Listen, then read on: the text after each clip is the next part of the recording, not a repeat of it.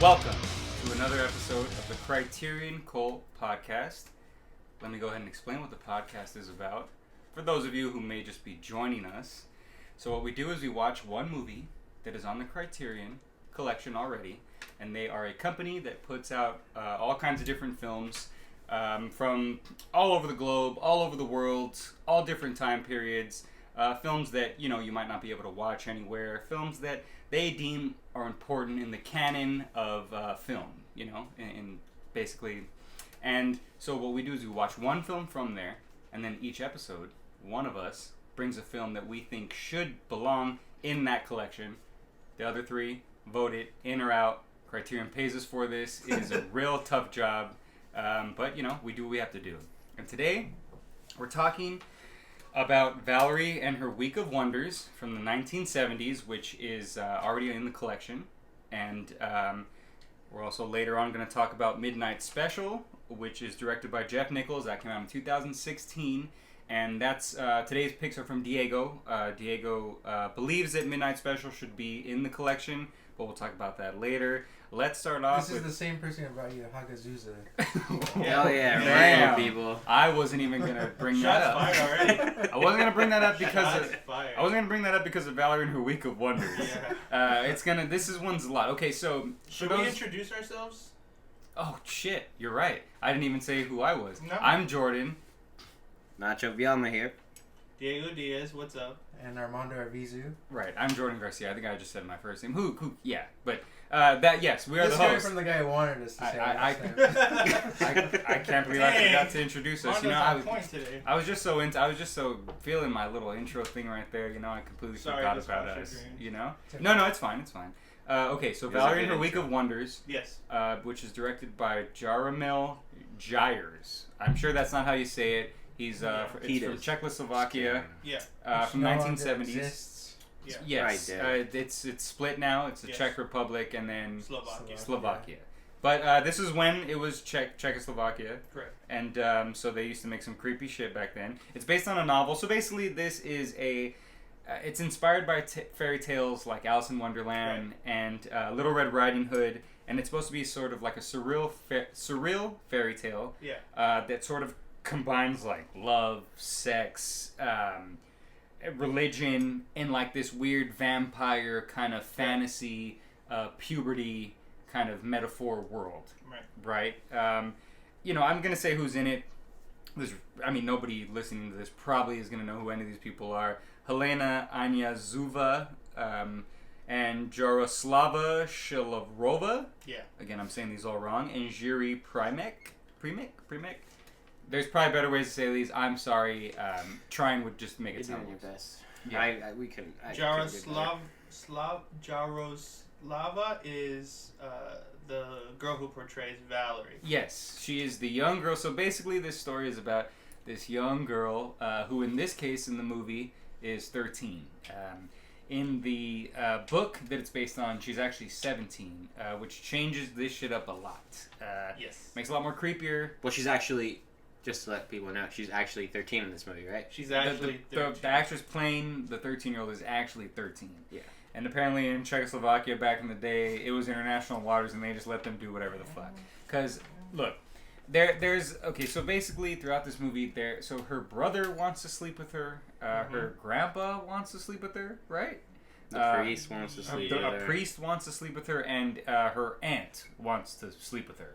Yes? Yeah, Her grandma. Her grandma, who pretends to be her aunt at one point, wants to sleep with her when she's as her aunt. Yes. And also, and then she... So it's like surreal in the way that nothing ever really makes sense. It's just a series of random kind of weird images, right? It's supposed to be some type of dream. Well, I don't know. It is like a dream sequence, an entire right? dream sequence, but it's just very kind of confusing because, yes, you said it's random and just scenes cut into like something else, and you're like, what the hell? Well, I think that was part of the purpose of it because it's supposed to be inspired by 19th century horror as well. So the whole horror aspect is it being not being able to tell the difference of it being a consistent dream and then going back and forth. You know what I mean? Okay. That's where the whole vampiric and like witch and demonic stuff plays in the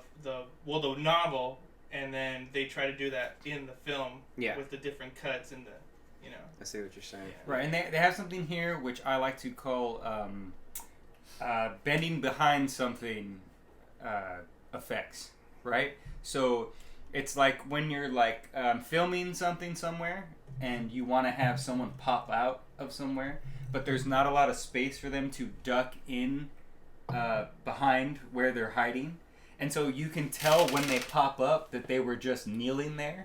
And it doesn't look like they just appeared there. It looks like they were kneeling behind something and then they just got up. You know what I'm saying? Are you talking about like that first scene? There's a bunch of scenes like that. Well, I mean, they look like, funny, so I'm because it's okay, like but that first scene is the one that stands out like that the most. Yeah. Like the old grandpa, like that's supposed to be a vampire who's supposed to be dead, but he's not dead because he's the town priest and everyone knows him as the town priest. But every time he appears, they're just like, "Oh, he's dead. What is he doing here?" Right. It's very strange. It doesn't make any sense. But so like every time he kind of appears or is supposed to be scary or threatening, he does that. It literally looks like he's just kneeling behind like a bookshelf, and then she walks in a room, and then he just like does this like stand up thing where he like opens his arms and he has like a cape, like a black cape, and like it just looks like really bad. It doesn't look like they had room for him to hide behind that thing, and when he stands up, it just looks so awkward and strange, and I just a lot of that. There was a lot of actually really cool shots in this film, surprisingly. There's this one really cool shot where she's being carried by the weird old grandpa vampire dude, and it's kind of like this like sunlight, like, you know, like she's like kind of barely waking up and seeing that she's being carried, and it's just like this sunlight coming through. Like there's a lot of good like cinematography in the film. So I don't want to like completely say that this film is not good. By the way, let's just mention that Mondo tried to watch it, but on the Criterion Channel wouldn't allow him. It was like all fuzzy, or it was all like staticky or something. I think they did the right thing. I think I have prior offenses. I think. They singled me out. How far did you get in, Mondo? No, it was right away. It was like immediate. Oh, well, you're good then. Yeah. Yeah, you. I mean, in my opinion, I think in all of our opinions, you didn't really miss anything. And I think one of the things that what we talked about. I just want to apologize for the listeners that didn't get to watch this. So, I let you all down. But also, I let myself down. Also, I don't think we would As a host of recommend this anyone podcast. to watch. Yeah, I wouldn't say like watch this Yeah, later. I don't think- So you're fine. I don't like, think anyone or anyone. Yeah. Yeah. Okay. So I mean, basically, you know, the whole vibe of it is surrealist tone, as you were saying, and that's what they were trying to get, that kind of dream kind of sequence. And there's other directors who do shit like that.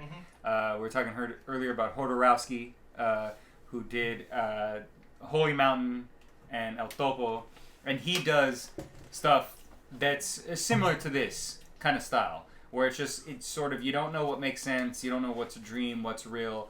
But I think his story always makes sense in the contents of the things that are going on that don't make sense. You can follow a through line, even though there's scenes there where you're not sure why they were there or what they exactly mean. Right. Whereas here, I don't like. It's supposed to be about some girl going into womanhood, and I don't think that some old Czechoslovakian man in the 70s really knew about that. Yeah, that was the tone. But see, here's the weird thing: is that from researching it, it says that it's heavily inspired. Like the film adaptation is heavily inspired by Czech culture. I mean, that sounds about right. So I can't imagine like women being obviously women were being oppressed. But everywhere, all the time, of course, especially back in the 70s. Yeah, I just didn't do any research as far as how things were going at that time. Sure, Czechoslovakia might have been a little freaky. Yeah. Because look, let's just say this right off the bat, and the reason why we would never ever recommend this, and why it's strange that this movie is on a lot of best of lists. It's on the Criterion Collection, which again they consider films that are on the, people consider films that are on the collection to be, the top tier of what you need to see. Right. You know what I'm saying? You were talking about earlier how it's on a list of like 101 horror films you should see. Yeah, or something renowned like that. Horror films that Is were. Is it really? Yeah. And so it has this young girl, and there's a lot of sexual situations with this very young girl, and it's very uncomfortable to watch, and it's not.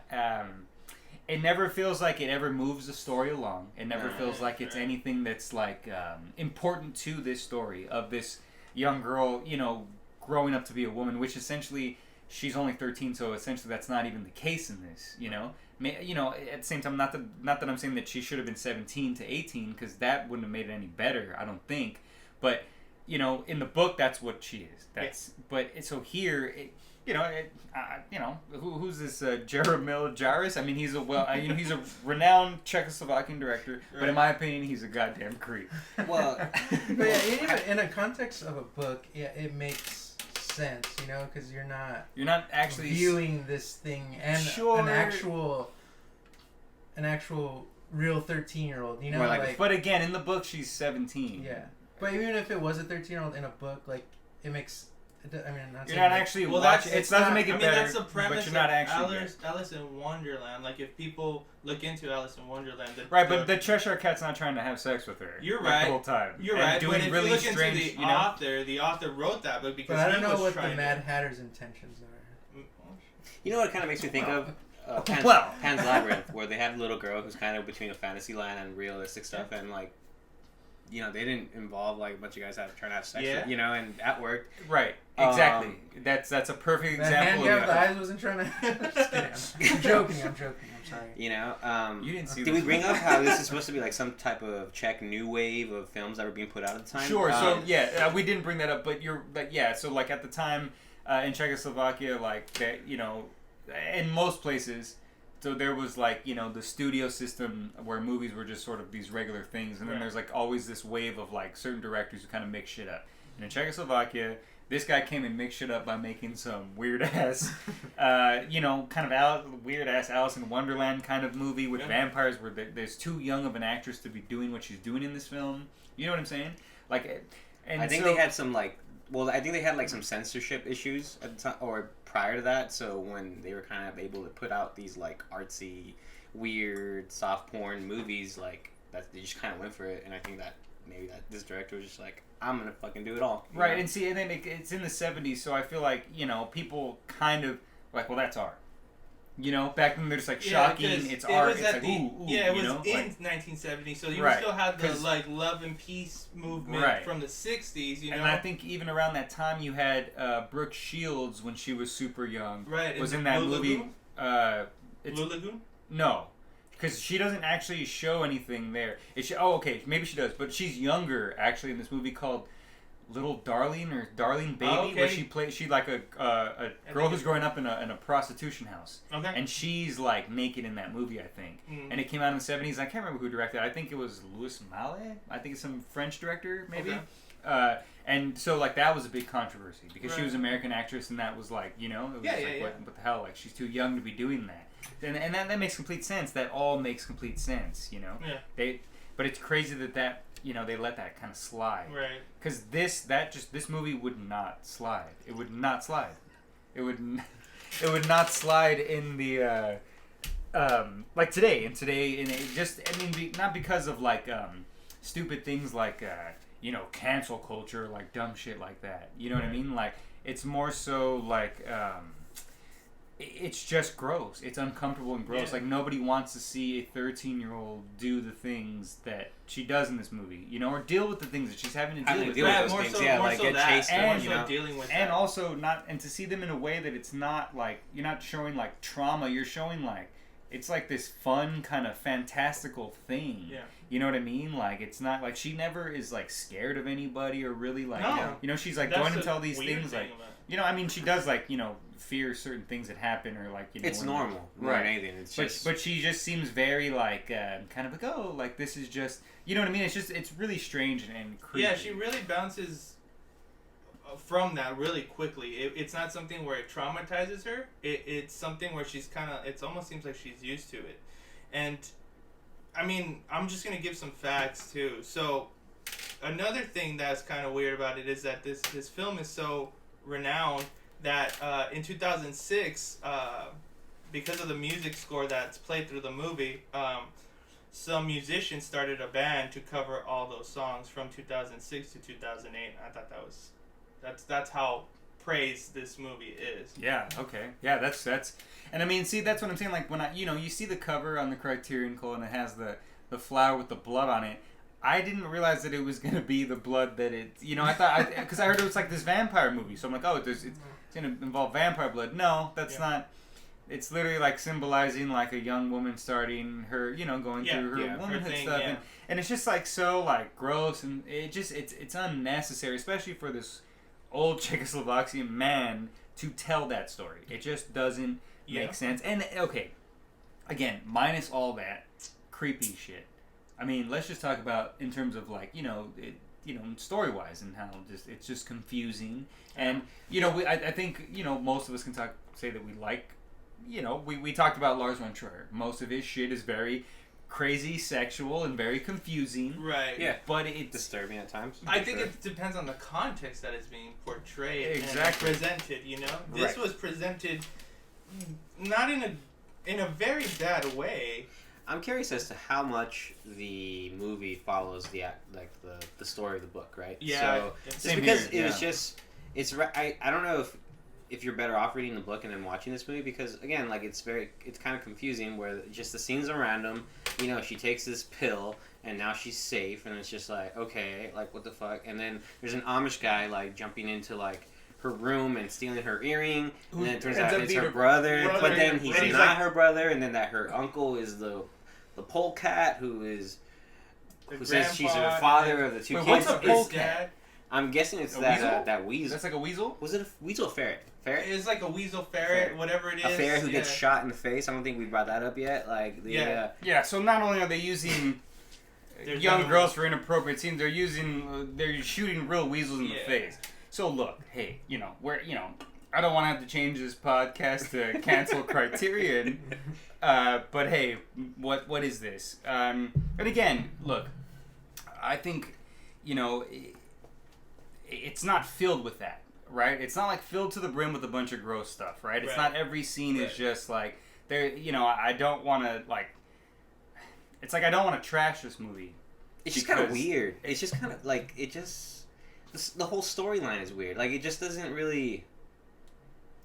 How can you say it? Like you don't.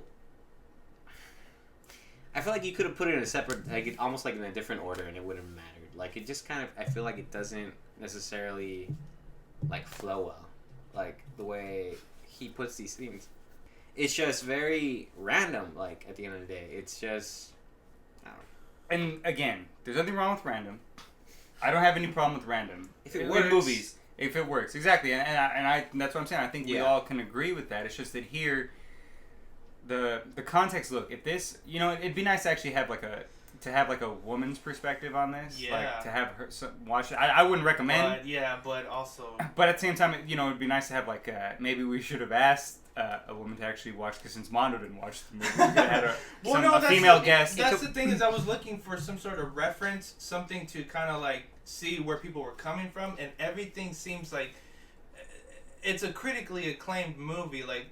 I couldn't find very many bad things about it. I couldn't find anything that would cause me to feel like, yes, that's exactly how I feel. And everything I found was like, oh, it's one of the greatest art house, new wave Czech films, and so on and so forth. And like the director got a lot of praising for it and stuff like that. I never found anything that was bad, really. Yeah. Or negative, rather. Same here. I was kind of looking for the same thing. I was kind of looking for people. And look, I don't want like people to think that we're like these like squeamish, like every movie makes us upset because it does stuff that like what I'm saying. We had a von Trier. Exactly. That's what I'm saying. Like I think we're pretty open minded in the things that we watch, and we know what is art and what is like not trying to like show whatever. Right. But it just feels uncomfortable, And again, I'm just saying this. The director is a creep. I don't know for sure, but to me, it's just like, it's like, what, Czechoslovakians, check this out. You're creepy. You don't gotta film 13-year-old girls doing weird sex stuff with fucking weird-ass old priests and shit like that. Like, there's just, like, you can make a film about a young girl going through growing up or becoming a woman without having to sexualize it in this really just creepy way. Yeah. And that's why I would like to hear a female perspective on this, to have, a female watch that movie and tell us what she thinks of it, like, to see that and what she thinks of how, that is portrayed, or like, like what that, if maybe, because a lot of the reviews that I read were men. Right. I mean, unfortunately, that's what a lot of critics are. A lot of critics that get to see things are usually men. But I mean, this is an older movie, but still. A lot of the reviews that I looked up were mostly men, and there was like 10 out of 10 on IMDb. I mean, these are just random dudes. They're not like certified critics or anything. Yeah. But still, to just see the random dude, because on IMDb they usually don't like anything that's sort of artsy and like kind of. Yeah. But I guess at the same time, that's what's confusing to me. So it's just like one of those movies where it's like renowned. It's like known, like you were saying. Yeah. But like, I watch that and I'm just like, oh, like I can see why people would maybe like this, but I don't see how it's like on Criterion and like at the top of things. But at the same time, because I didn't mean to cut you off, but let me just finish making this real quick point. I think that it might be on there because you probably can't find that movie in any kind of way because of what happened with Czechoslovakia, how it's split up. Yeah, and there's just no, there's probably no way to get this guy's work anywhere. It's probably that, and the sense of like, for it coming out in the time that it came out, and I think being as praised as it was at the time that it came out, I think that speaks volumes as far as for the film, because even when it came out, it was high regarded, but also I think too in the art, in the way that you look at art, it has pretty shots, and the way that they like edited the color and all that, like the lighting, I can see it's visually appealing, but that's about it. It's visually appealing. It's storybook looking at times. Yeah, you know and I mean saying? it does give you that landscape of it being a fairy tale, and it does a good job at that. But that's about all. I certainly can agree with that, Nacho. I just don't really, because I don't really want to keep talking about this movie anymore. Because for the most part, I could just sit here and bitch about like just things that kind of were just weird to me, I mean, for example, like the grandma Elsa, who, she's obviously Elsa? Her Isn't name. that the name of the grandma from Frozen, or the girl from Frozen? Yeah. She kind of looked like her. Oh, no, I'm just kidding. shit. Did you just put two and two together? I did. Yep. But Frozen is perverted. Disney's fucking gross. Was there anyone named Olaf? Yes, there is. There was actually at one point there was a little snowman dude jerking off in the corner. Just kidding. Sorry. But no, I mean like the makeup for her. Like, is that the best they had at that time? Like. Right. So okay. So to describe it, like she looks like she's maybe early 20s. This actress. Yeah. Like. Yeah. And she's supposed to portray Valerie's grandmother. Her actual grandmother. Yeah, she's supposed to be like old. Like I old. think she plays like but all they did was like maybe possibly paint her hair, put a wig on, like a white wig, and then paint her face as white as possible. That's what they went with. Like literally white, not even like trying to like blend it in. It's just she just there was no white shadows. Just it was just there's no wrinkles, white. nothing. I mean, whatever. I mean, I don't know how good makeup was then. And then later on in the movie, she makes a deal to be for her youth to be restored, by becoming a vampire, and she sells her house, whatever. But when they show her, she finally introduces herself to Valerie as, "Oh, I'm Elsa. You don't know me? I'm your distant cousin." It's like, dude, you're my grandma. Doesn't she says cousin, and then eventually she says aunt. It's at one point she shaped tries like to like tell her to do something, and she's like, "I'm your aunt. You need to like listen to me." That's when she like tries to bite her or something like that. There's like at one point where she tries to like bite her on the neck. Yeah. And she's like, "Oh, I'm your aunt," and she like gets all like sensual with her, and I'm just like, I thought you were the cousin. I was like, what do you like? What? And that's one of the things a lot of people bring up in their good reviews about it, is that it's confusing as hell. Everyone admits that, but I don't know, man. And then what pissed me off more than anything was reading the subtitles, and then it said like Igblit, the Mormon boyfriend brother guy, right? And then she'd be like Orlik. His name was actually like Orlik. Yeah. But they would put this different subtitle. Yes. Piss me Yeah, off. yeah, like, That's even what they refer to him in Yeah. like reviews and like in that's postings his of it. name. They don't ever but they refer to him. It might be unless some- they just pronounce it different. It might be some strange translation, like you know what I mean, like.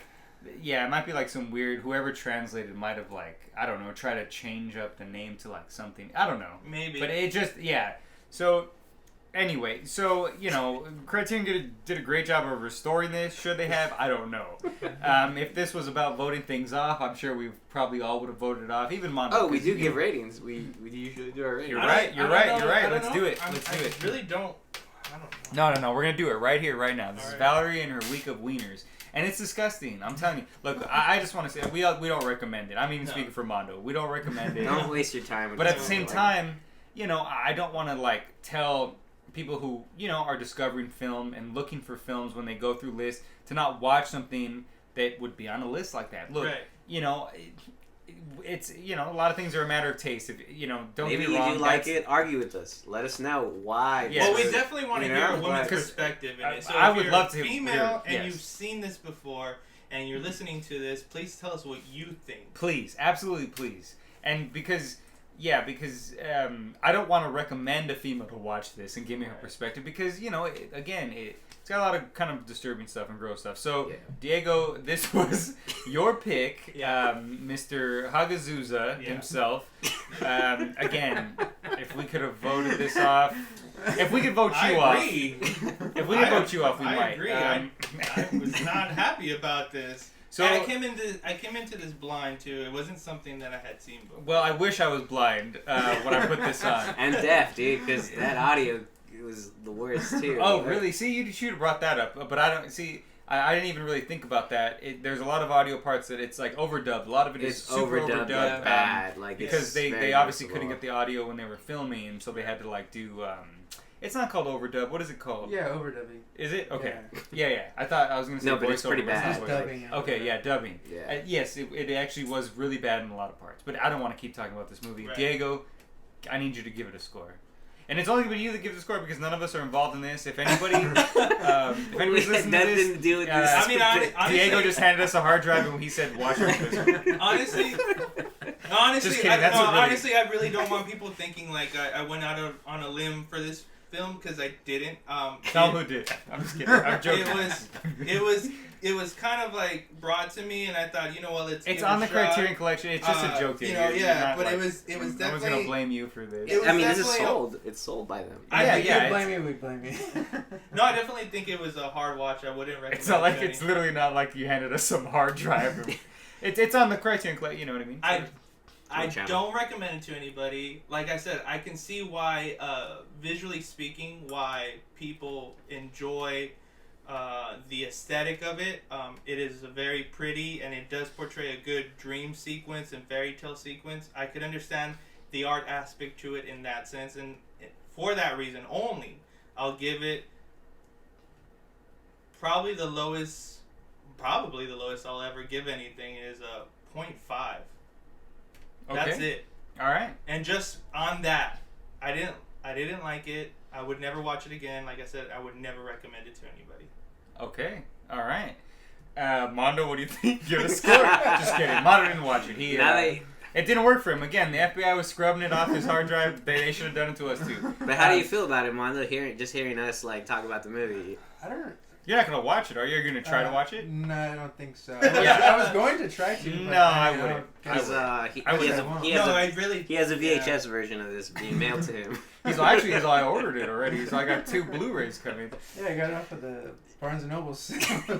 Damn. A lot of people, I heard it was sold out.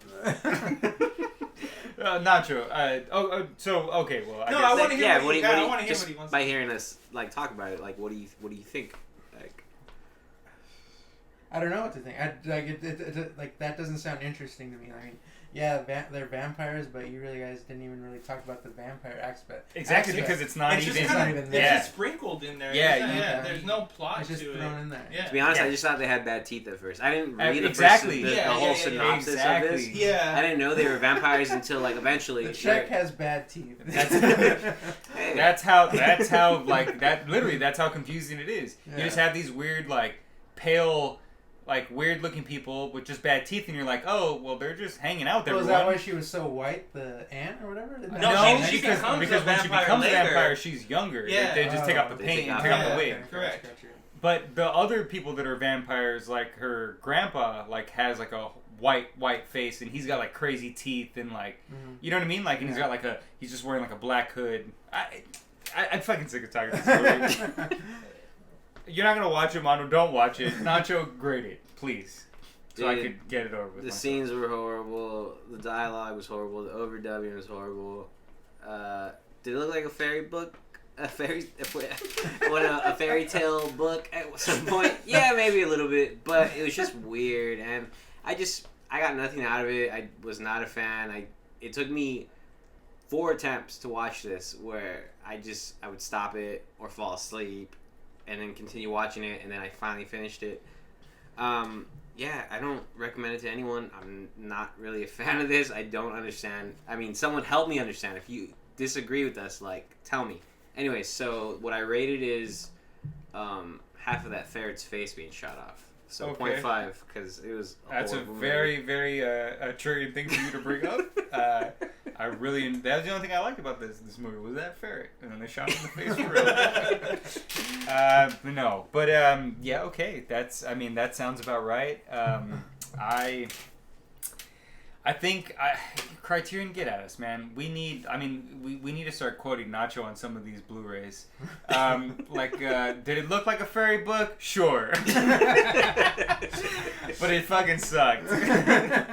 No, seriously. They got to put that on the book cover. I think because people would probably watch it if they saw that. But anyway,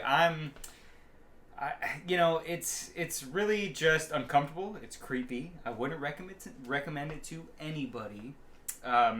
Again, at the same time, I do want a female perspective on it because, again, it's about a young female girl going through,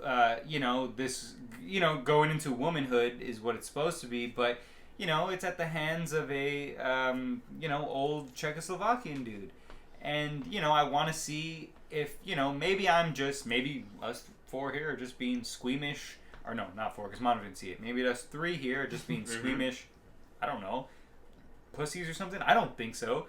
I think, it was uncomfortable to watch. I think it was gross. It was confusing in a way that when I watch surrealist films, I can sort of deal with what the main goal of what the artist was trying to say. Maybe not every single scene makes sense to me, but in the end, I totally get it. And here, I sort of didn't really like what he was trying to say because I didn't think he had anything to say about what he was trying to say.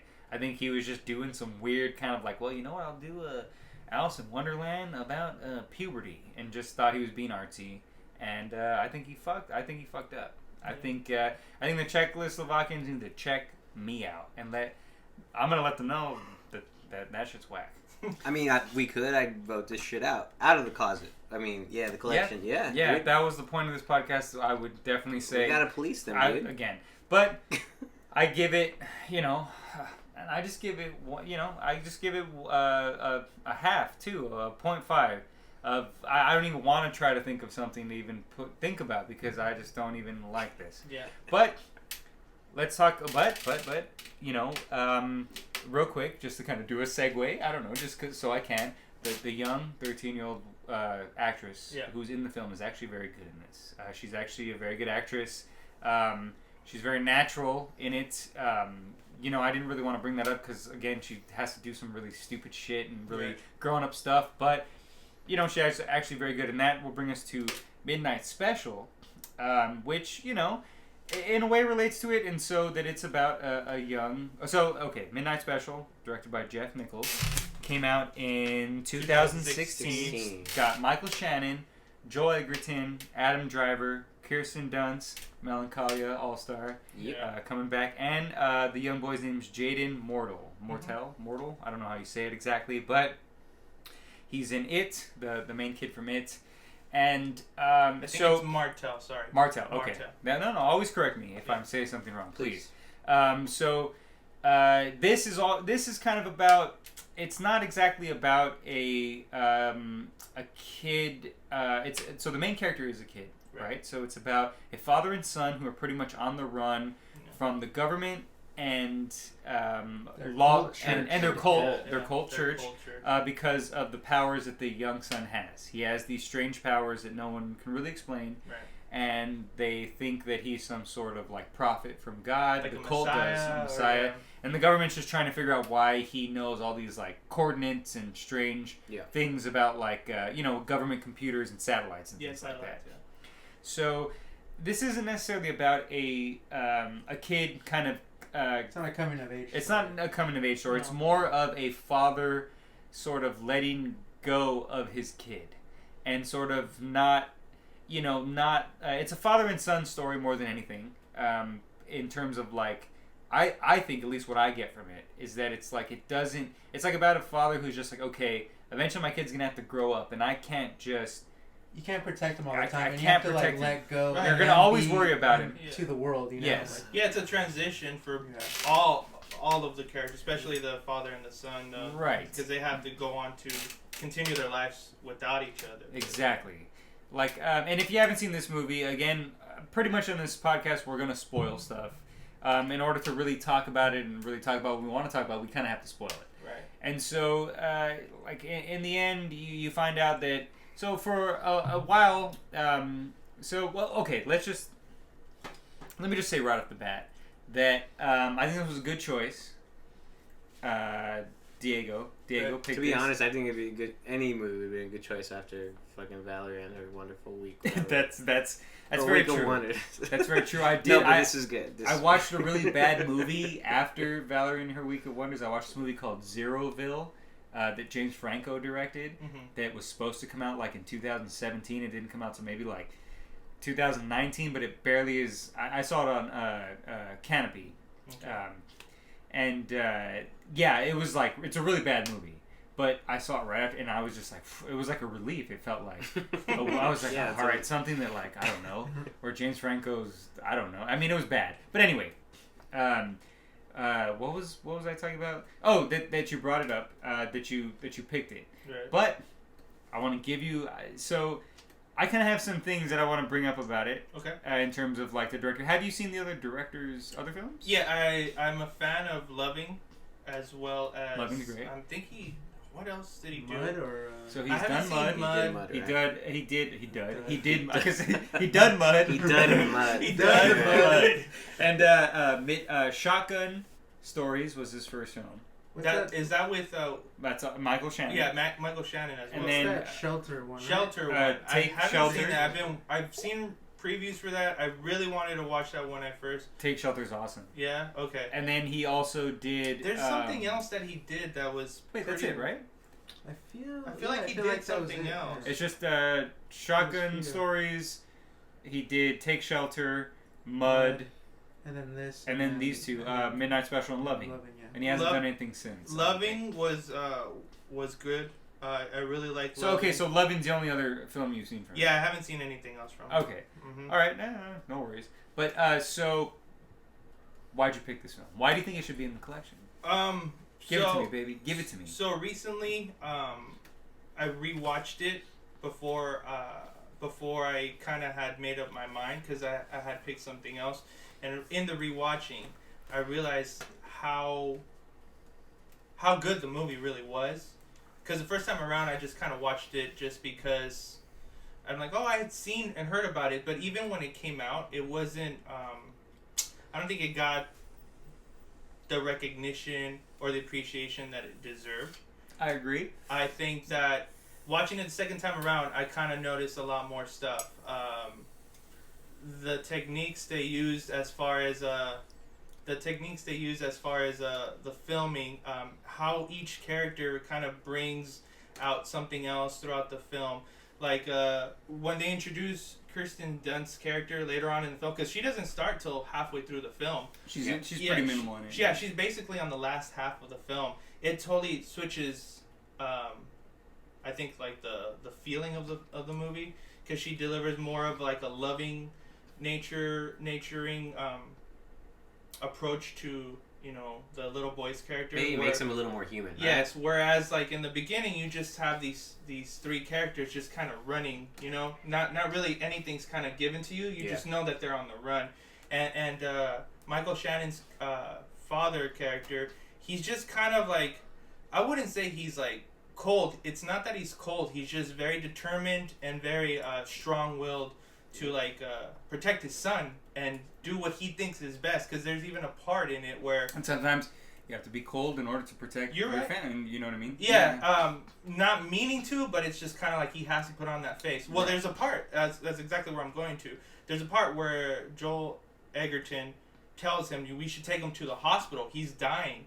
And he goes like, no, like he knows what's best for his son. Although it kind of hurts him still, and he doesn't want to let go of that he knows what he needs to do, you know?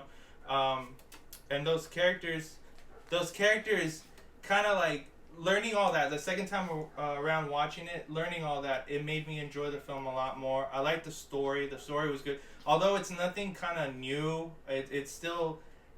I feel like other sci-fi movies have done similar takes on the story. I just think it was done in a very like mature, very like nice looking way. See, I like that word that you used, mature, right there, because let's talk about that. Yes, it's not an original story, right? But like, so it's pretty much like a mature take on like a Spielberg kind of J.J. Abrams kind of like fantasy story, right? It has like aspects of it seem like 80s sci-fi, like that whole E.T. vibe, like Super 8 style stuff. But it doesn't seem like, it's not cheesy, and it doesn't like, you know, it's not like it doesn't play on that too much. It's each character still has their own thing. Even like the FBI agent and Adam Driver's character, they still have like a lot to do with the film, and it's not just like they're kind of just thrown in there to keep pestering these characters that they're chasing. They're trying to kind of learn from them. They're trying to figure out what's going on with it. It's a little bit in a smarter way, and the way that it was written was, like I said, that's why I say mature, because it is very like developed. When you use that term mature, though, do you think that only applies because of the cast? Meaning because those other movies that you referenced, there's a younger cast, the subject matter at hand is a lot more. I think because like the kid character, he's not. They don't show him be like a kid, you know. Really, like they're always sheltering him. He's like something is always weird is happening to him. Like when they go to that one guy's place, and then he's like getting like the light fed into his eyes. Right, because so they're like on the run, and they're depending on people to like shelter them, and they're like they were in a cult before. Yeah. And so they go to like this ex-cult member who has a house outside of the ranch is what they call it, where they used to live. Right. And so Alton, right, is his name in the little boy? Yeah. Alton. And so he's able to sort of I guess shoot stuff out of his eyes that I guess gives you information or lets you see things, and I guess it's like a visionary thing, but not like in pictures, but like a feeling. I wasn't trying. I didn't mean to cut you off on. I'm just kind of trying to explain that scene so you can finish your point. But like so that like so the guy basically, you know, who shelters him there, he pretty much did that just so he can do that to him. Yeah, get a hold of like I don't know his power or whatever. But they don't really show like that he. I mean, that's what you get, right? Or I don't know. They don't really understand like what. It's kind of like which is kind of good. Like I'd rather that be ominous because like they try to over-explain it. It's one of those things like it's better left unsaid or unseen than when it does, because it kind of that type of stuff ruins film sometimes. Yeah, where they can't explain it, and your imagination it will just kill your imagination. You know, if they just over-explain it and stuff like that. Right. But yeah, I think that's why it's kind of mature too, where they just don't show the kid being like a kid, where he's like this annoying character sometimes, you know, and he's just being an annoying kid.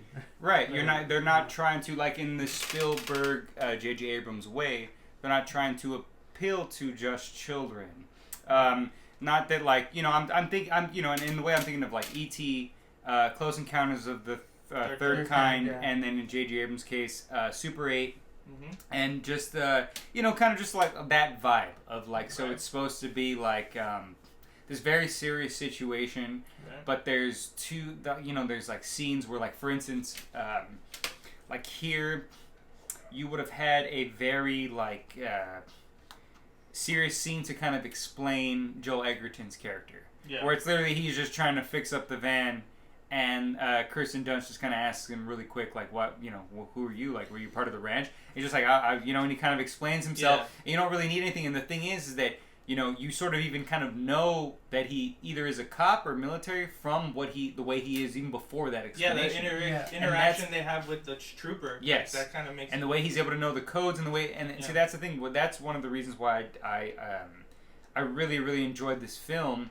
And I think why a lot of people sort of overlooked it is because every single actor in here, all the ones we named, Shannon, Edgerton, Adam Driver, Kristen Dunst, all their stuff is very subtle. They're not doing big performances. They're not like going out of their way to make these like big dramatic scenes or speeches. All their performances are like pretty much based on tics. Yeah, they're not trying to win awards. Right. They're like, everything they do is based on the way they react to something, based on the way they emotionally or just physically, the way they do that. Like, that's what I'm saying. Like, you've got Joel Edgerton's character, that he was some sort of either military or a cop, even before I think he even explains that to Chris. At least I did, because of the way that he acts, and him having the night vision goggles, and just like a bunch of different stuff. You're just like, oh, this guy. And the body, exactly, body armor. Oh he was body armor. Yeah, so you kind of know. But one of the things about this movie is how great the beginning is. Like, how it starts off. Like, there's no explanation. It just kind of jumps into it. Yeah. You're just thrown in. Yeah. And, they're on the run, like, they don't really, like, say anything. They're just, like, looking out. And then that's another thing. When I first saw that, I remember the beginning being, I felt like I was way more into the film, but, like, it's right off the bat, where they're driving at night. And, like, they have that kind of, like, muscle car and stuff. And then he turns out the lights. He has the night vision goggles so he can see without, like, and that was just, like, one of those, like, practical, like, like, ingenious, like, things, that you don't see a lot anymore. I feel like it was very, like, it reminded me, like, very 70s, 80s, like, where it just kind of, like, it could have, like, had more grain on it. Like, the film, like, that scene where they're just, like, filming the car from behind is so, like, awesome. It just looks amazing. Like, I wish that was the whole film, like, just following the tail of the car. I get what you're saying. And the music, how it's scored, it's like almost John Carpenter-ish, like a little bit. It's a lot of synth. Yeah, a lot of, it's not as hard hitting, but but it fits the mood so well, and like gives you the mood of the film, like And that's one of the things I wanted to say too, is that right off the bat, if it's your first time watching the film, you're kind of like, oh, like, you get, like, a kind of a horror sci-fi vibe. Yeah. Like, you're just like, oh, man, like... But it's never, like, too dark, too, because, like, there's this, like, subtle hope in the score, too, Sure. Where, like, I don't know, they're doing, like, it's kind of that, and then, like, all of a sudden they kind of cut to clouds and stuff, and, like, this stuff, like, So it's never, like, just, like... It's dark, but it's not, like... Yeah, it kind of takes you to the edge. Doom. Yeah, it takes you to the edge, but it doesn't really push you over. That's why it gives you that Spielberg kind of thing going on, where it's still kind of like this hope, like this wonder, this adventure. For sure. Yeah. But it still has that like grit to it, Yes. Where someone can get shot in the chest or something. Yeah. Where in Spielberg and J.J. Abrams films, there's really no. Those scenes would have been like over dramatic. Yes. Where like it would have been a standoff where nobody really shot. Yeah. Or cheesy, like with too many jokes, too many, And that's where I was gonna get to too as well. Like you made a good point at saying that it takes you to that point, but it doesn't really push it too much or play on it too much. Because I feel like Adam Driver's character, that's what he is. He's like the comic relief in this film. Like, in a way. He's very, like, kind of goofy-ish. Like, although he plays a serious role. Yeah, because he comes in, he doesn't know what's going on. Right. And he's just like, he's just kind of, I don't know, he's just like, well, that's right, cool. But he did it well. Like, he Yeah. I like his character a lot. I really like, because you said for the comic relief, that scene where he's in the helicopter with, like, the FBI, and he gives that thumbs up to the FBI guy, and the FBI guy just kind of, like, looks at him all, like, pissed, and then turns away.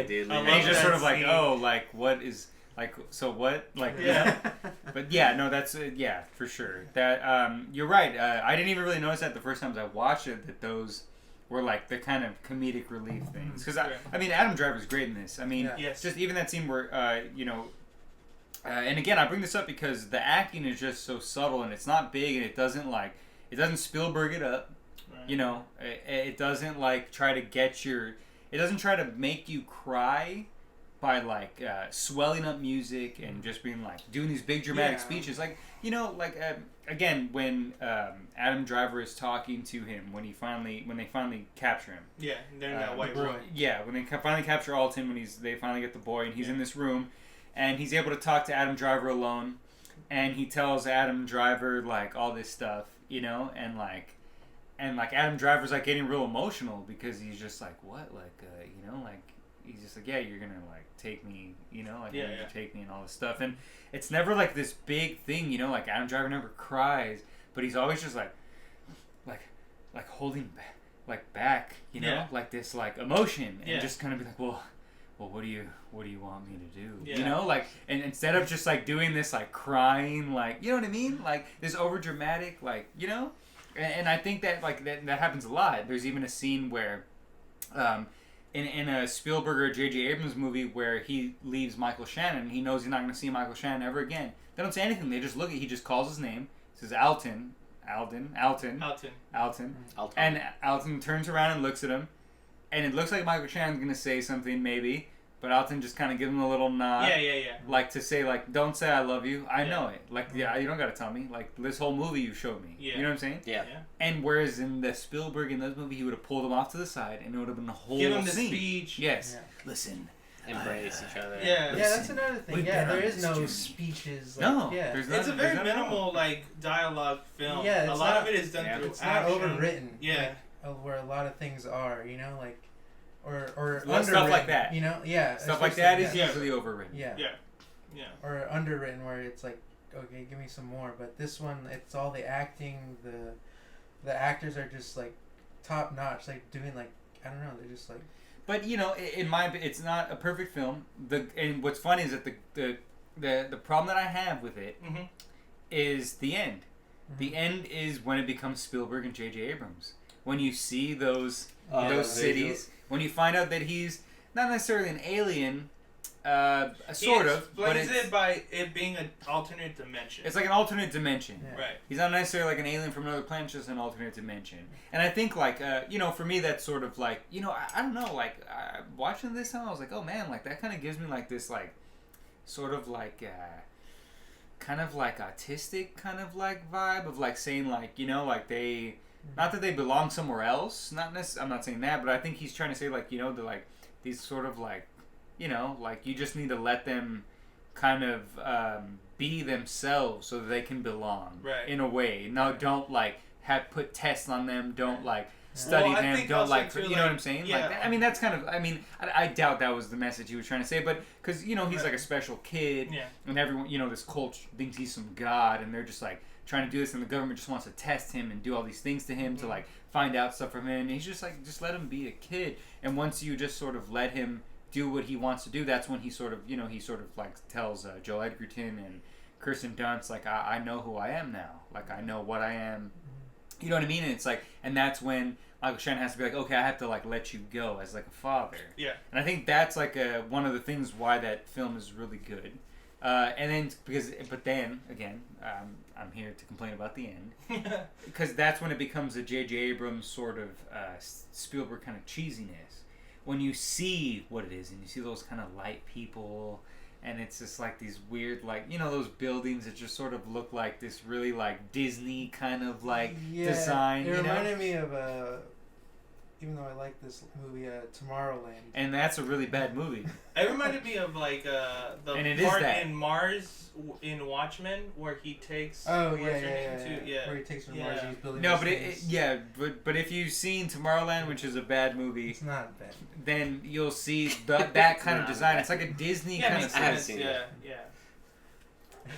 No. At the end, it seemed like. Well, what did you think? Did you? No, the end. No, I'm saying, like, did you, like, was that, like, a satisfying end for you? Like, did it wrap it up, like, in a good way? Because, you know, the whole time it's in mystery, and you don't know if he's supposed to be an alien or, you know what I mean? I guess, if anything, it seemed, because of how, how can you say, like, minimal. I mean, they don't explain much, right? Right, so minimal. It seemed like it was. They presented a lot at the very end. Like, I guess. When they probably didn't have to, right? No, and they didn't. That's why I expected something less of an ending, I guess. For sure. You know what I'm saying? So I didn't expect this extravagant, like, city and these views, and I was wondering, like, whoa, how far does this expand? Like, just because they started showing, like, different shots of, like, the city, I guess, right? And it seemed like it was this huge fucking thing, right? And, right, it's like in the water at one point. Yeah, exactly. You know, people who are at the docks and stuff. And, yeah, it seemed a bit much. I guess it wasn't needed, is what I'm trying to get at. Yeah, Right, you're because- probably right. Yeah, because, like, you could have had... None of them need... All he had to do was sort of just... I thought he was show going to, that- like, teleport out of there, to be honest, Yes, and then, and that's it. like, he's gone. And then you just have what happens. They flip. They Yeah. get him. Nobody sees all that stuff. Nobody, like, looks at it. Maybe they could have had everyone see him just disappear. Like the FBI and the cops. Like, Even they all reach one They all spot, reach where he is and he they just disappears. takes off. I guess that's what I was Right? expecting. Yeah, just something where he's just there. Everyone is Yeah. kind of like... And that way, he's when gone. they're interviewing them, they can say, like, you saw what we saw. Basically what they said. Right. And so that's why I felt like that. That would have worked a lot better. And then you see the Michael Shannon. We're spoiling shit. The Michael Shannon. You see the Michael Shannon walking. He's got in his eyes. They blink and they go bright. You're just like, oh. You're like, he's one of them. He's one of those things that chose to stay here, and he had a kid, obviously, Mhm. and he knows, like, I can't have my kid around this shit. Like, Right. you know what I mean? Yeah. Like, but at the same time, you know, you gotta let your kid go. You gotta let him grow up. You gotta let him do stuff. You know, I think it's a really good Father's Day movie. If you're like I'm serious. If you're like a young dad, and you got a kid, and you're like showing him movies, you're showing Midnight Special. That's a good Father's Day movie to watch together. I just think it's a good father movie in general. Sure. But I'm talking about we watch our movies on holidays. Oh, alright. Is that what we do? With our Holiday sons. movies. As Yeah, a I'm bunch gonna of pops are watching. I'm gonna disagree movies with you our because from the sons. beginning you started saying about how You disagree with me. a Father's Day movie. That's what I'm gonna disagree with you because I have an The only 11 father here. month old right Yeah, now, really. and you saying like as a father, they grow up. You kind of gotta just let them go, And it just started making me think about my 11-month-old, and I guess I'm super attached. So I'm like, I don't want to fucking think about that. I want this baby to need me. That's gonna make me fucking cry. Like I don't want to think about that at all, to be honest. Like, Well, I mean, fuck this movie. Fuck this movie. I hate it. I voted out. One of these days, she's gonna be taken back by aliens or the other Dude, dimension. the light's gonna come out from her eyes. and you're gonna have to just let her go, dude. I'm just gonna have to let You're just her gonna go. have to let her go, man. Yeah. She's gonna have to do her own thing. No, but I don't have it. I don't have a kid, so I can imagine that. But see, that's the thing is just Jeff Nichols. He just had a kid, and that's why that's when he started writing this. When his son or daughter was born, I'm not sure. But he had a kid, and that's what this is pretty much about. His fear of like I'm not gonna be able to take care of my kid. And, I'm not going to be able to watch out for my kid. And I'm not going to be able to let them go either in that kind of way. You know what I mean? Mm-hmm. So, yeah, no, that's a really good perspective of that. Because none of us here have kids besides you. So what I'm saying is, are you an alien father? And are you going to let your kid grow up? No. Do you need a Joel Edgerton type to shoot a cop? Because I'm there. Joel Edgerton shoots a cop. Again, I'm just, I don't want to bring up what's going on I want to talk about We're going to movies. continue that. But again, it feels like Jeff Nichols is anti-cop in this. I feel like he's got an agenda here, and it's defund the police. They are running from the FBI. He had a cop shoot a cop. That's what I'm saying. He's a state trooper, and he's just like, you know what? I believe in something else besides the badge. Yeah. You know what I'm saying? And he you know what I said, mean? But it was Shannon who told him. He was like, shoot him, fool. Like, Yeah, the Michael Shannon. Did I say that? The Shannon? No. I said that earlier because come on, dude. He's like 30 foot tall, and he's got a face like a Stonehenge. He's got a Yes, he does. Shannon's dope. He's the man behind the man, Yeah. and that's again we talk about the performances. All the performances are great, and it sort of relates to Valerie. Look, I'm here on the podcast. We're trying to relate the movies in a way. We're trying to keep a theme. We're trying to keep it so we don't just have, random movies. Right. So that, we can kind of keep the conversation going in like a good way. I guess the way I tie it into, because I had mentioned that it was like a child was the main character, so we connected to that. But it's also the fantasy kind of like the sci-fi. Fantasy and the also religion based too. Sure. Because yes, I didn't realize that until after I watched Valerie, that there's a lot of religion stuff. There's a heavy topic of religion in that film, so it kind of connects in that sense too. That the religion's trying to kind of trap them in, trying to kind of mold them a certain way, Yeah. So I connected it in that way as well. And also, I don't really know exactly what Jeff Nichols is trying to say about religion. I know that there's like a little bit of an idea of like that, like people will follow blindly certain things. Sure. Because the cult just sort of followed blindly, like they thought it was the end of the world. Right. They thought that the date that he's supposed to go back to that dimension was and that's why they were trying to keep him. It wasn't so much that they were trying to believe in a higher calling. They were trying to save themselves. Right. It's a selfish act. It always is. Yes. Most of the cult shit is. Oh yeah. And it's mostly just a guy who, and so not this cult. Let's though, we all this again, circle back to the first. We always circle back to an episode in some way. Kristen Dunst, Melancholia. We talked about that in an episode. Yes, sir. Sam Shepard, the great Sam Shepard, R.I.P. The writer of Paris, Texas. Writer of Paris, Texas. He plays the head of the cult in this film, and in Midnight Special. He doesn't have much in it, and again, he died the next year, right? I think 2007. Yeah, he did. Yeah. He did. And it was like one of those things where I was like, because a lot of times when that happens, they'll give him those Lifetime Achievement Award, or just those Oscars where it's like Post Harmonious Holiday. Yeah. Yes, where it's just like they know they passed away, so it's like they were in a movie, so let's give them at least a nomination or something. Right. Which I think it would have been fine in his case if they would have done it for this, because if this was like one of the last movies that he made, like just that little part that he's in, you know what I'm saying? Like he does so much in creating sort of this like you understand why he could have a cult. You know what I mean? And the way that he talks to the FBI. He just has that like personality where like, he's a leader and people would follow whatever he says. It's not extravagant. It's very subtle like everyone else, but he does a good job at solidifying what he is in the movie. Exactly, and why he would be that. You know what I'm saying? Like, especially with the part again when he's talking to the FBI and he talks to Adam Driver, and then he's just like, he's showing him all the evidence of these things like.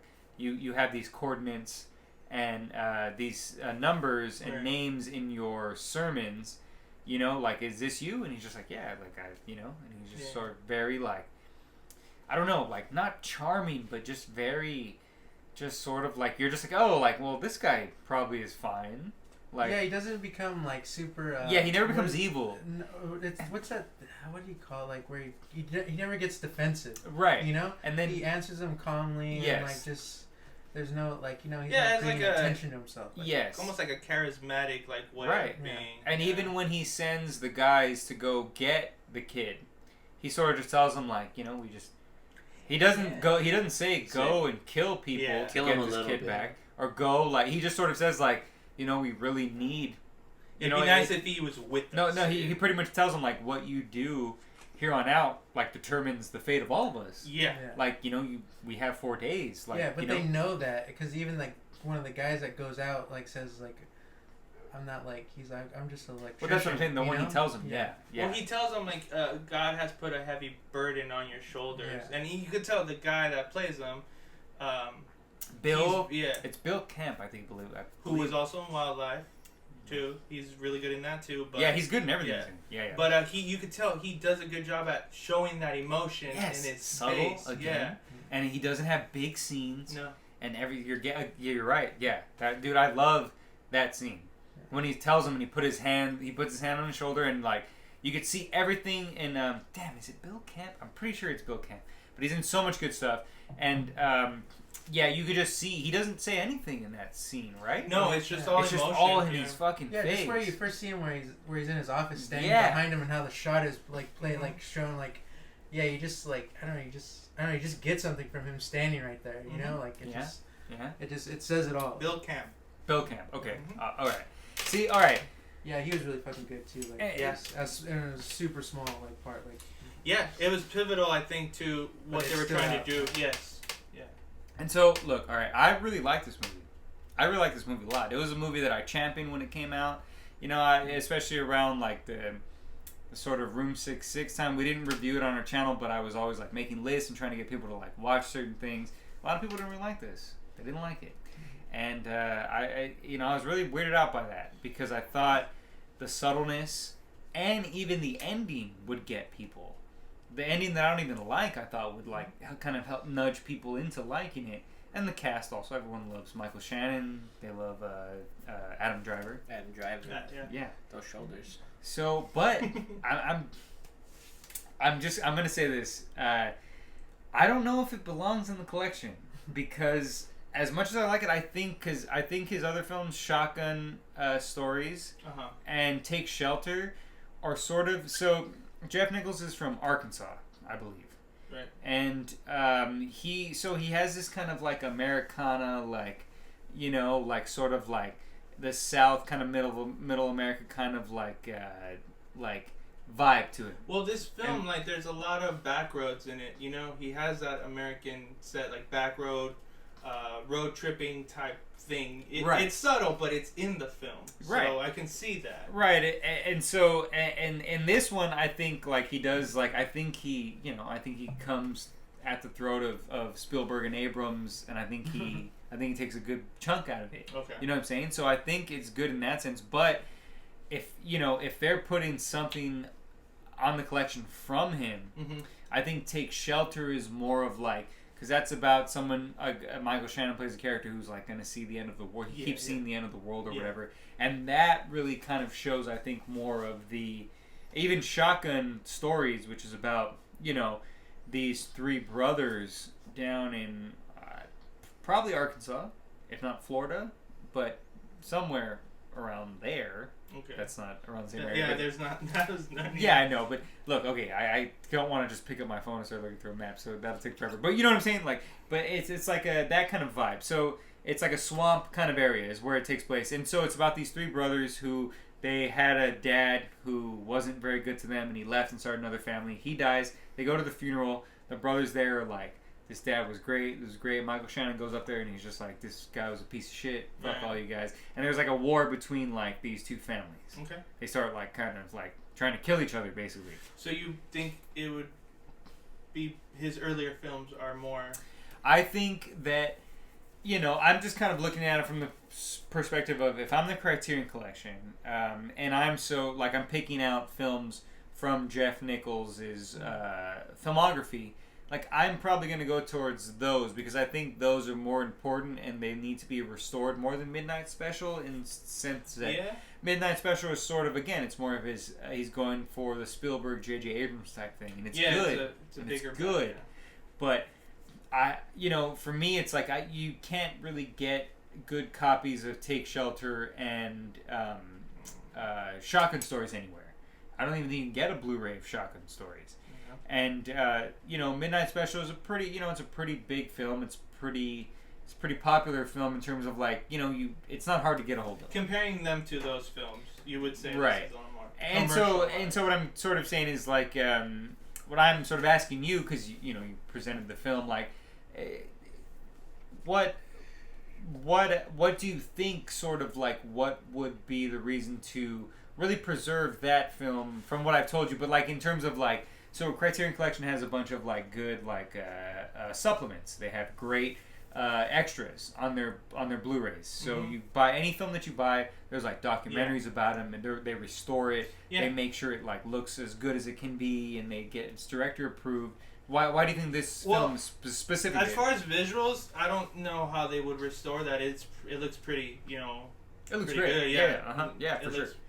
But fantastic. Right. I think in everything we've touched based on as far as like working with these actors, and because he's worked with Michael Shannon before, and he worked with Joel Edgerton. At some point, when this came out or before it came out or whatever. So he's worked with those actors before, but trying to get what he got out, especially out of the Jaden Martell, to get him to be he's good. The character that he is. Maybe, getting that kind of stuff out of the film, stuff that you don't normally maybe wouldn't see in bonus features or whatever in a regular DVD, regular Blu-ray. Maybe going more in depth into that, and also the writing process, because we've talked about how this film is written in a more mature way than, like you said, Spielberg or Abrams type of film. And I would like to see what inspired him to do that. You mentioned that it was like he had a kid, but I would want it a little bit more in depth in detail and stuff like that. And also, I mean, I haven't seen any of his other films, so you might be right in that aspect. If I would have seen him, maybe I would suggest that. But because this is a film that I've watched, and especially a film that I watched recently that resonated in me, that's the reason I brought it forth too. Right. And I just like the overall storyline. I mean, it's something that, like I said, it's not original, but it's done so well that it's just something that I would recommend this film to anybody. Okay, and again, I think what you're saying there about it not being original, but it still being done well is a really solid point for it to be in there. Right. I'm just sort of like, I'm asking. Right. No. Yeah. Right. And so I don't know. Do you guys have kind of more to say about it? Do you guys want to give final thoughts, or should we? What do you think? I think I've said what I need to say about this movie. Not sure. What about you? We saw it together, right, Mondo? No. No. Oh. But I saw it in the theater. Mondo, okay. Let me. It's actually my first time watching this movie. Okay, so this is your first time watching this movie before. Yeah. Have you seen anything from this director? No, so this is just, I can only go off of what I've seen. Okay. Which is no big deal. No big deal. And, we talk about big movie. I mean, it looks like it's a big movie, but again, like, around the time it came out, I didn't even know about it. You know what I'm saying? So yeah. Actually, I was going to make that point, I didn't even hear about this movie. I don't know. I was a fan of this movie, the storyline, everything. It's well, okay. How about coming from, you're talking about, again, coming from as a father point of view. Let me hear how you think of it as that, like where, you know what I'm saying? Like not just as like. I think I enjoy that. I mean, okay, so like I guess as of late, yes, I see kind of movies different, especially if it involves like a father. Some type of father role, some father figure in the movie, because I have a stepdaughter, and I've been with my stepdaughter since she's been like 3, 4, but only as of 11 months I have a newborn. Like, I was there at the hospital. She was born. I saw it. I saw all that bloody mess, so it was a good birth. She was healthy. That's great, right? No, but the whole process. I do watch movies, and and I see these relationships between like these father figures and the son, and it's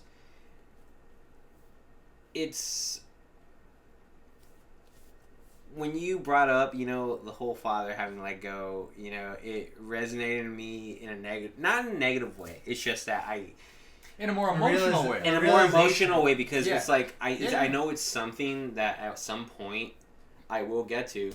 Both of my daughters need me now. Right. And one day my daughters won't need me. Yeah. You know what I'm saying? Or, because, like, in my point of view, I'm romanticizing it. It's real for you. And yeah, it's just, and things like that catch my attention. I did enjoy, the relationship between him and his son, and where, like, he meant everything. He was not going to stop. Nothing was going to stop him from getting where his son needed to be. Right. Right. And then you didn't even know, and at first I thought he was a bit crazy, and I'm like, is this his bio son, And then you find out towards the end, yes, like he's like him, right? Mm-hmm. Which I was gonna ask, because is Kristen not? She's not, right? No, they're both. They're both. So they're actually those are the parents. Yes. No. So they're both, but they're not both. I don't think she. No, she's not. She's not otherworldly. Yeah. Yes. Or just dimensionally, him, right? Just him. Yes. Yeah. And it's he implanted his otherworldly seed in her. Yeah, his godly seed, and. But but Michael Shannon's got that. Oh, dude, that square chin, dude, do me. But no, you got kids. No, it's just watching that relationship. It was cool. It was something I resonate with, and watching them move through the storyline where he's putting him first no matter what. He's telling the state trooper, shoot that other cop. Like Elton's more important. he is the most important, and I feel like that about my daughters. You know, exactly, like, right? They're number one, and I'd do anything for them. You know, Right. so it's why I was a fan of this movie. You know, I do like this film. Do I think the ending was a bit much? Yeah, it was a bit much, but yeah, that doesn't completely no. sour it or anything. I just wanted to bring that up. We've said it's not a perfect film. Right. Yeah. Yeah, and obviously not every obviously not every film on Criterion is perfect, as we talked about earlier. Yeah. So yeah. No, but it has a good cast, and I think everyone did their character, their role perfectly. You know, Yeah, so for sure. with that said, and you know, I'm kind of gonna go off of what other movie was brought to this episode. If a movie like Valerie and her stupid Week of Wonders can be in the Criterion Collection, there's no reason why you cannot allow Midnight Special to be in this collection. That's a good 100 times. So yes, I'm voting that. I mean, that motherfucker in. Again, minus the whole, fact of its kind of that cultural, I'm doing the air quotes, importance. Yeah. That it's from Czechoslovakia and that place doesn't exist anymore, and there's probably no way you can find this film anywhere. But you're right, yes, exactly. So you're letting it in. I'm letting that in. Okay. Mondo, let's hear it. Alright, yeah. I mean, I really like this movie. Even watching it again, I think I liked it even more when I first saw it. Just the film, I really noticed the filmmaking much more. And I don't know, I just got that early John Carpenter influence on it, kind of, and for sure. 70s, 80s feel to it. And I like that it didn't do those stupid tropes, like, like Michael Shannon didn't drink, or wasn't like, like some drunk, like, Yeah. there was nothing that they were like pretty, like narrow-minded in what their thought process. They just wanted to save his son, like. Yeah, they didn't want to throw a bunch of drama at you.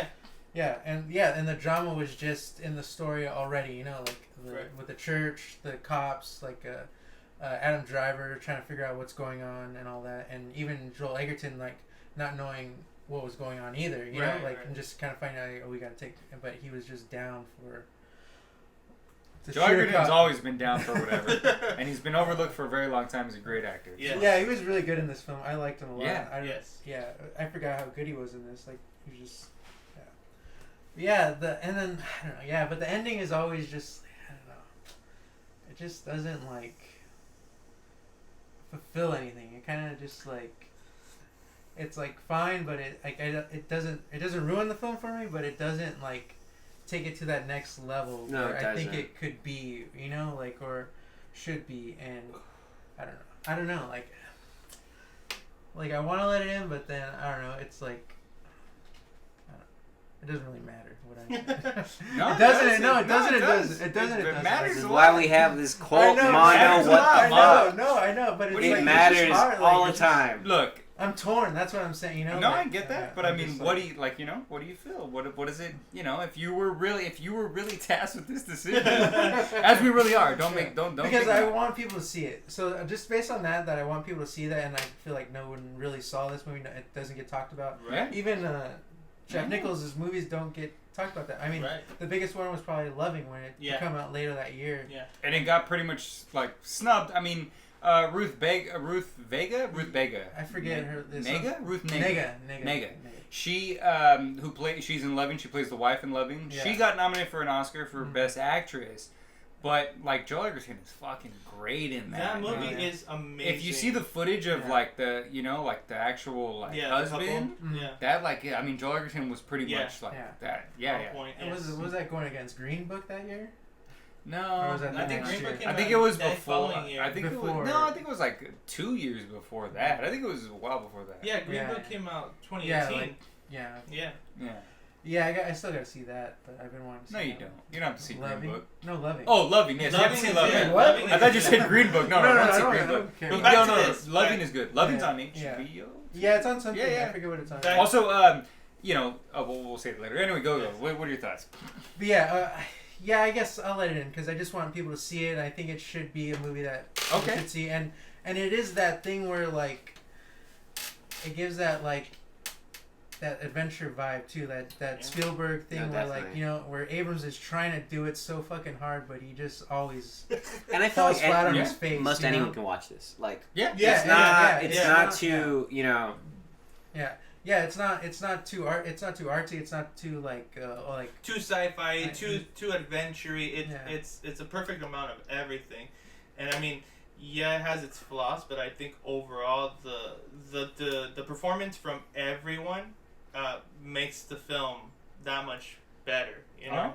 Yeah, we already voted it in. You don't have to. Wait, I mean, it's it. I mean, you three guys. Yeah, it's in. Yeah. It's That's in, great. yo. All right, can I give my final? Yeah. Go for it. No, right, you've look. been overruled, bro. Look, It's in. Look. There was a little again. You've been talking too much. A little part of me wanted to kind of not let it in because of that. Like I said, I feel like he has those other films that probably are more important, probably really need to be restored in a way. But I mean, I think.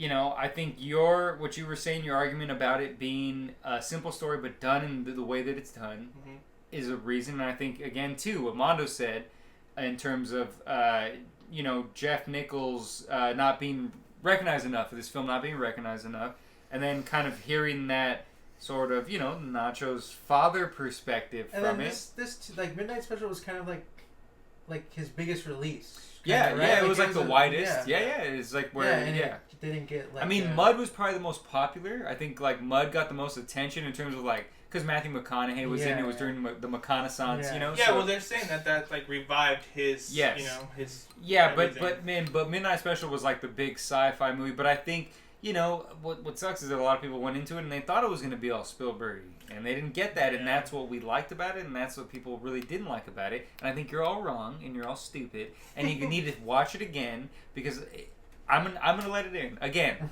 Oh wow! Nice. Oh, look, you didn't vote it out already? No, I said I was thinking about it. Yeah, when he I first... came back. Oh, when he said he wanted his final, I was like, no, bro, you've already said your piece. That's why I was just sort of like kind of letting yeah. Diego know that I'm sort of on the fence about it. Gotcha. And Yeah, I was just sort of asking. You're right. Gotcha. Right, I didn't Yeah, like you're find. right. I don't, You were saying that you didn't want it. Yes. Based on because you wanted his older. Right, film, but I was, which- but I didn't officially say that I didn't let it in. You're right. So that, but at the same time, again, I was gonna kind of like not let it in, not for any But reason. also just, too, if but you I hear think- everyone else out. well, again, you guys had good. I liked your arguments. I liked what you guys were saying, and I was like, you know what? Even if it didn't matter if I let it in or not, because it was already in. But still, I think this really. I don't know. I think this conversation really kind of gave me that reason to be like, you know what? It is one of his important films because of that. Sort of, in my opinion, and I think in all of our opinions, is that you know he really did overshadow Spielberg and Abrams in this, and I think a lot of people don't want to admit that because it's Spielberg and it's Abrams. Yeah, they're heavy hitters. You know, and I mean they're top dogs in this game, and to have this young Arkansas guy, fuck, I hope he's from Arkansas. I'm pretty sure I looked that up, and to have him come and do, again, like you said, a simple story and knock it out of the park in this way and really kind of get that emotion out of you without really doing the big scenes, without really doing the stupid stuff, you know? And not without doing the tropes and the score, everything. It's crazy. It didn't need any of that. It didn't. I didn't think about that until we started talking about it, how the ending wasn't really needed to be done the way it was done. Yeah. It could have been a lot more simple, and it would have had that same effect. I really would have preferred everyone to just kind of like show up there because they're trying to capture this kid, and then him doing his thing, just like like the explosion, like that sort of thing, and then him just being gone, and everyone being like, oh, and that would have made it a solid, a solid film, like straight up. And again, I wasn't too crazy about the ending, but that didn't mean I didn't like it. I really liked this film, even before I wasn't gonna let it in. I really liked this film. Mm-hmm. I just was kind of looking at it from the angle of, you guys got to check out Take Shelter and Shotgun Stories. I don't know if you can see them anywhere. I doubt it. You probably have to rent them. Oh, okay. But I definitely will need to check out his other stuff. Take Shelter. Take Shelter is really good, dude. Was Mud good?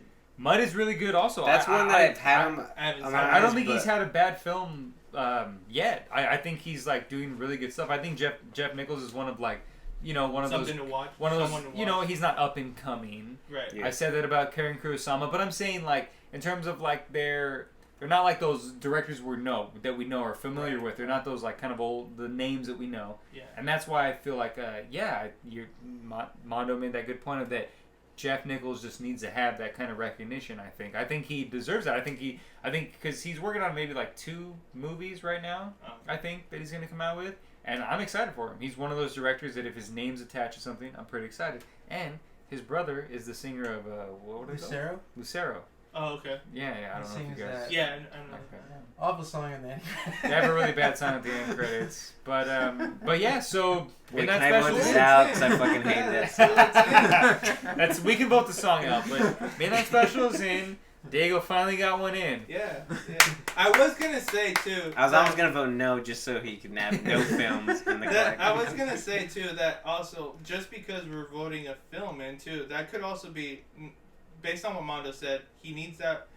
Not that he needs the recognition, but it'd be such a good thing for him to be put into the Criterion collection. But also, it could be a leeway to those other films. You know, if his name's on there, you're right. It brings all those other films too. They could either be put in as well, and/or people be like, "Oh, what else has he done?" Exactly. You know? No, you're completely right. I don't know why he hasn't been spotlighted. Yeah, because I didn't watch. You told me to watch Mud, I think, and yeah, it was good. I mean, I don't think that one should be in the collection, but I mean, it's good though. It's like one of those like. It just gives you that weird, not weird, but just that vibe, you know, like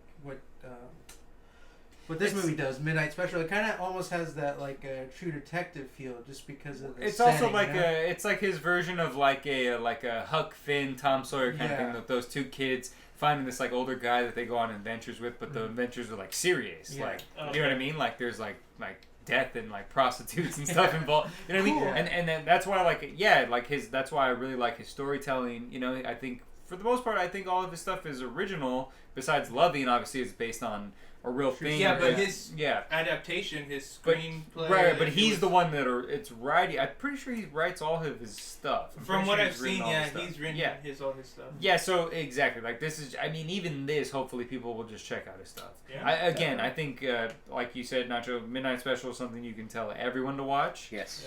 It's not like it's I think even like a good like teen movie.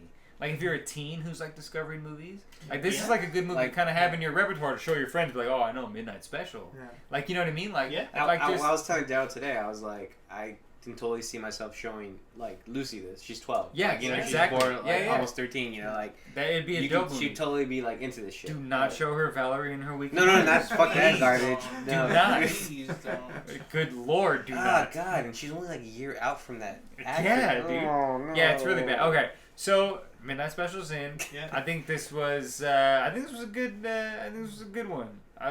Usually you come with bad ones. Usually I've only had one time.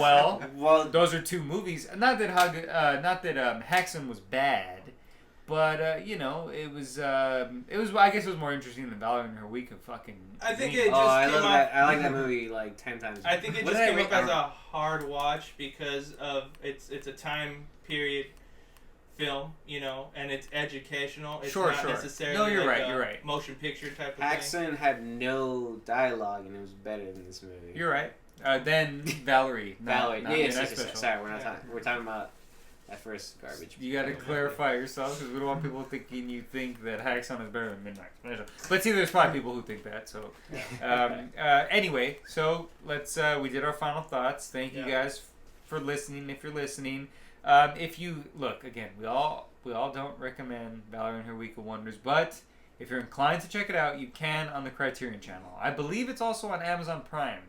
I want to say that it might be, but I don't want to like condone searching for it. But please tell us what you think if you do decide to check these things out, especially if you're female. Yeah, if you have any sort of like educational input into why the film was made, because I couldn't find anything. Whether it's from the novel and or the film itself, please bring it forward. Well, it's been scrubbed like the Epstein files. This is pretty much a page. That's why Mondo couldn't watch it. Yeah, but especially from a female's perspective, if you have something to say about it, something that maybe we didn't touch on, or you have some knowledge to share with us, please do so. Please let us know on our Instagram at Criterion Cult Pod. We'll obviously post about this episode, and if you've seen these movies and you know, any of these movies that we're talking about and you want to say something about them, if you disagree that they've gotten in or if you agree that they've gotten in, please let us know. We'd love to hear from you guys. Hopefully one of these days somebody will want to come to this podcast and we can get like a female perspective about these films. Yeah. Because, again, Valerie in Her Week of Wonders is pretty.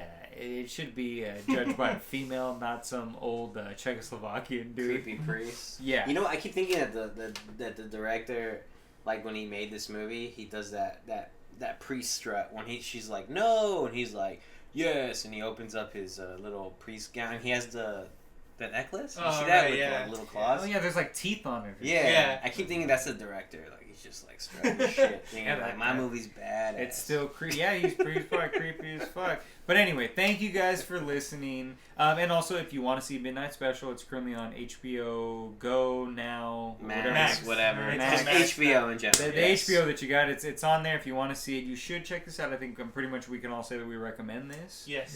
It's in the collection, sir. Criterion. Yeah, and I want to know what people think about this movie because not many people. Exactly. Right. Yeah. Not many people saw it. Hopefully, we get some eyes on it. Yeah. Hopefully, this will get some people to see it. If you saw it. So that was just funny. Oh, we get some eyes on this. Yeah. Well, we get some ears, we get some eyes, we get some. Go see his stuff, all his stuff, loving and everything. Check out Jeff Nichols. Take shelter. Yes. Yeah, and like and share our stuff if you can. Check out all our episodes, please. Thanks for listening. Bye. Bye. Thank you.